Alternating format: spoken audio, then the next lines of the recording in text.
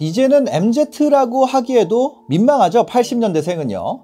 어른들이 이런 얘기를 많이 합니다. 아직 마음은 대학생이다. 아니면 내가 뭐 엊그저께 제대한 것 같은데, 이런 말들 그냥 헛소리라고 생각을 했었어요.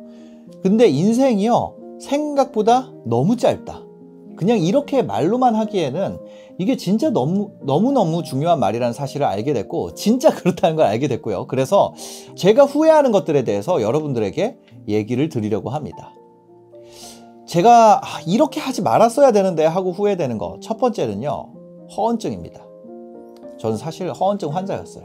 이걸 하루빨리 버렸어야 되는데 저는 한 서른이 넘어서 이걸 버렸죠. 맨날 꿈은 다큐멘터리 감독이라고 말하고 다니면서 실제로는 그렇게 안 살았죠. 말하는 대로 실제로 삶을 계획하고 그렇게 살았어야 됐는데 그렇게 안 살았어요. 제가 제일 후회하는 겁니다.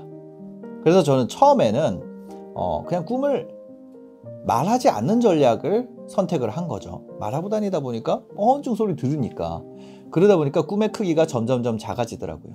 그래서 나중에는 어떻게 됐냐면 그냥 밥 먹고 살기만 하면 됐지 뭐, 이렇게 서울이라는 도시에서 그냥 밥 잘 먹고 사는 게 꿈이 됐습니다. 근데 요즘에 좀 달라졌죠. 요즘에도 여기저기 인터뷰를 가다 보면 저한테 꿈을 물어보는 사람들이 많이 있어요. 그래서 저는 이렇게 얘기를 합니다. 1조짜리 회사를 만드는 게 꿈입니다. 근데 이 얘기를 하면요, 다들 그냥 웃어요. 웃고 진짜 그러려면 뭘 하고 있나요? 이런 거 물어보는 사람 아무도 없죠. 그냥 꿈을 얘기한 거니까. 근데 부의 추월차선이라는 책이 있어요. 그 책에 보면요, 이익의 배수에 따라서 기업 가치가 정해지고 그것을 매각하는 것 또는 상장하는 걸 통해 부를 이루는 방법이 그 책에 나와 있어요. 이 방법을 활용해서 역산을 해보면요, 예를 들어서 어떤 업종이 20배의 가치, 이익의 20배의 가치로 인정받을 수 있는 업종이 있다고 해볼게요. 그 업종에서 500억 정도의 이익을 만들면 1조의 가치의 회사를 만들 수 있다는 사실을 알 수가 있습니다. 그렇다면 요거를 월로 나눠보면 어때요? 그러면 월에 한 40억 정도 이익을 남기면 되죠? 그럼 제가 갖고 있는 걸 다시 살펴볼게요. 저는 유튜브로 1억 원 이상의 이익을 남길 수 있는 노하우를 갖고 있죠. 그렇다면 월에 40억을 위해서 필요한 사람의 숫자가 나오게 됩니다. 뭐 그냥 생각해도 한 40명 있으면 되겠네요. 이걸 통해서 제가 지금 바로 해야 하는 것은 바로 교육, 또 그 사람들을 관리하기 위한 계약 체계, 이런 걸 만드는 거라는 걸 알 수 있게 되죠. 그리고 나서 나와 정서적 가치가 일치하는 사람들을 찾으려면은 내가 고용을 이 유튜브 채널 내가 만들어서 거기서 해야 될 것이고, 평소 내 얘기를 듣던 사람 중에 하면 좋을 거고, 그런 사람들을 모으기 위해서는 어떤 영상을 만들고 어떤 교육 시스템을 만들어야 되는지에 대한 계획이라는 것이 나오게 되는 거죠. 그것까지 하면서 오늘 당장 해야 되는 것, 지금 제가 이 영상을 찍고 있는 것, 이런 것들이 제가 해야 될 계획 안에 들어가게 되는 겁니다. 그럼 허언증으로 살 때는 계획이 없었냐? 아니에요. 그때도 계획이 있었어요. 그런데 그 계획은요, 내 목표에서 역산해서 만든 게 아니라 다른 사람의 요청이 들어와서 만들어진 계획이었어요. 언제까지 해야 되는 것들, 그런 걸로 뒤덮여 있는 계획표, 똑같은 이름의 계획표지만 이게 갖고 있는 무게가 완전 다른 거죠. 똑같이 10개의 투두리스트를 가지고 있는 계획표라고 해볼게요. 하나는요, 내 목표에서 나온 계획표고요. 하나는 남이 시킨 계획표예요. 두 개를 다 지우고 나면요, 어떻게 되냐면 이 계획표가 현실 세계로 바뀌었다는 증거예요. 둘 다 목표를 현실로 만들죠. 근데 하나는요, 그 목표가 다른 사람의 꿈을 현실로 만드는 목표고요. 하나는 내 꿈을 현실로 만드는 목표예요. 남이 준 일로 계획표를 채우면요, 그 일을 해냈을 때의 열매도 고스란히 그 계획을 만든 사람에게 넘어가게 됩니다. 제가 제일 후회하는 것 중에 하나는 허언증의 삶을 너무도 늦게 버린 거예요. 실제 내가 원하는 게 있음에도 거기서 계획을 뽑아서 채우는 게 아니라 귀찮다 보니까, 월급 들어오다 보니까 내 꿈은 그냥 갖다 버리고 남이 준 계획표로 그냥 다 채워낸 거죠. 그리고 나는 바쁘게 살았어, 열심히 살았어, 이렇게 얘기하고 살았던 거. 그게 저는 제일 후회된다는 거예요. 두 번째는요, 주인공병이에요. 주인공병. 저는 어릴 때 남자애지만 신데렐라라는 동화를 좋아했어요. 거기에 나오는 주인공이 여러 가지 이제 시련을 받게 되거든요. 뭐 계모와 언니들에게 구박을 받고 뇌리에 그게 박혔던 것 같습니다. 그래서 저는 어릴 때부터 일종의 피해의식 같은 거를 가지고 살았어요. 예를 들어 제가 조금 기분이 안 좋으면 그게 주인공에게 일어나는 시련이라고 생각을 했어요. 그래서 객관적으로 보면요, 저한테 발생한 어떤 일도 사실 섭섭할 일이 아니에요. 사실은 객관적으로 보면요, 어떤 일도 어려운 일도 아닌 거예요. 예를 들면 제가 새벽 5시에 라이브 방송을 하느라고 새벽 4시까지 출근을 했어요. 근데 그게 감사한 일이지 사실은 시련이 아니에요. 근데 그때는 그게 시련이라고 생각했어요. 아, 이것 때문에 내가 아무것도 못하지. 생각해보면은 당연히 너무나도 많은 선배들이 거기서 묵묵히 해오던 일이었던 거죠. 월급이 168만 원이었어요. 저는 그것도 시련이라고 생각했죠. 너무 적게 받는다. 근데 수많은 저임금 노동자들이 그거는 옛날에 받던 월급이고 지금 2023년에도 그 월급을 받고 있습니다. 저희 집이 넉넉지 않았다는 것도 저는 시련이라고 생각했어요. 근데 지금 서울 올라와가지고 제가 유튜브로 유명해지면서 한 가지 이런 게 있어요. 훌륭한 사람들도 많이 알게 됐지만 사람을 보는 스펙트럼이 굉장히 넓어졌어요. 근데 우리 집보다 훨씬 더 힘든 환경에서 묵묵히 일어나서 빛나는 사람들도 수없이 많이 있었습니다. 이렇게 뭐라 그럴까요? 시련병, 주인공병 이렇게 생각하는 습관, 이것 때문에 저는 모든 것들에 대해서 안 되는 이유를 찾고 있었던 거죠. 냉소주의에 빠진 거예요. 내가 지금 돈을 못 벌고 내가 지금 이렇게 게임에 빠져 있고 내가 지금 아내와 싸우고 이런 모든 이유들이 사실은 나한테 있는 건데 내가 아니라 다른 곳에서 원인을 찾았죠. 환경이 만약에 문제라고 했다면 그 환경을 바꾸는 것도 나다.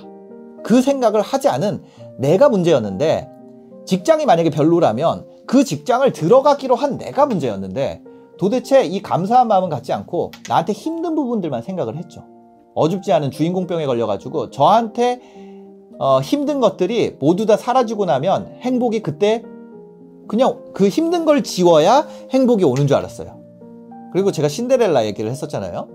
그리고 어떤 그 신데렐라에 나오는 요정 할머니 같은 사람이 나타나서 나의 지금까지 쌓여있던 이 억울함을 풀어주고 내 행복을 갑자기 어느 날 제 앞에 그냥 뿅 가져다 줄 거라고 생각을 했어요.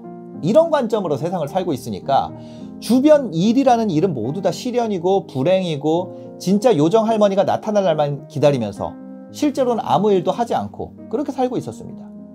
그렇게 낭비됐던 모든 순간들이 너무 후회가 된다는 거죠. 마지막으로 세 번째는요, 의존병이에요. 내 삶에 답을 줄 수 있는 누군가가 있다고 생각을 한 거예요. 그래서 저는 어떤 삶의 방향을 선택했었냐면요, 내가 싫어하는 사람에게도 기대를 했어요. 그 사람이 뭔가를 갖고 있잖아요. 그럼 그 사람한테 잘 보이면 그 사람에게서 나눠받을 수 있다고 생각을 했어요. 혹시나 나한테 도움이 되지는 않을까 싶어가지고.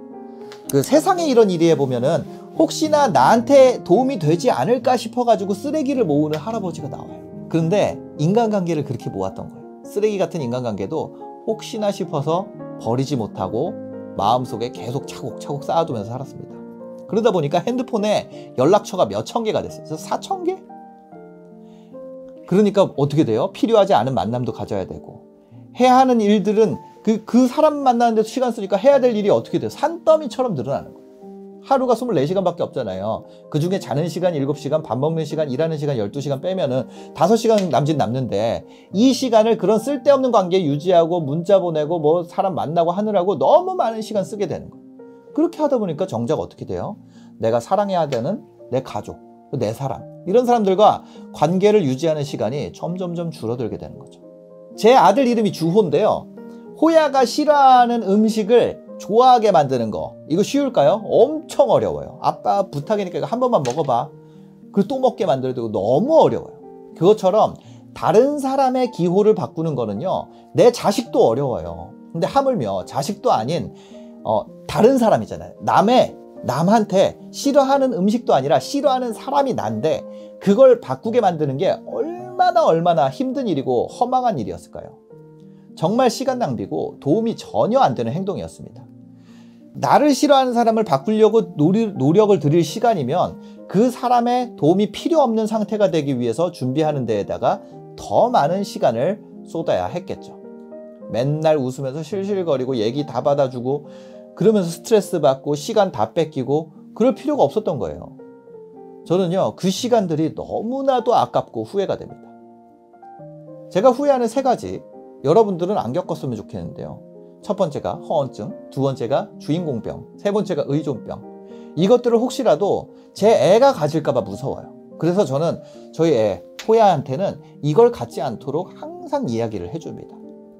여러분들이 이 영상을 보고 한 가지 주의할 점이 있습니다. 그걸 얘기 드리자면 저 세 가지 상태에 제가 빠져 있었잖아요. 그 상태에서는 어떤 누구의 말도 귀에 전혀 들어오지 않는다는 말입니다. 혹시 주변에 이 얘기를 듣고 지금 떠오른 사람이 있을 거예요. 그럼 그런 사람이 있으면 그냥 조용히 거리를 두시고요. 괜히 가서 조언을 하지 마세요. 그런 사람들은 마음에 자격지심이 그냥 꽉 차 있습니다. 왜냐면 제가 그랬으니까. 그 상태를 알아요.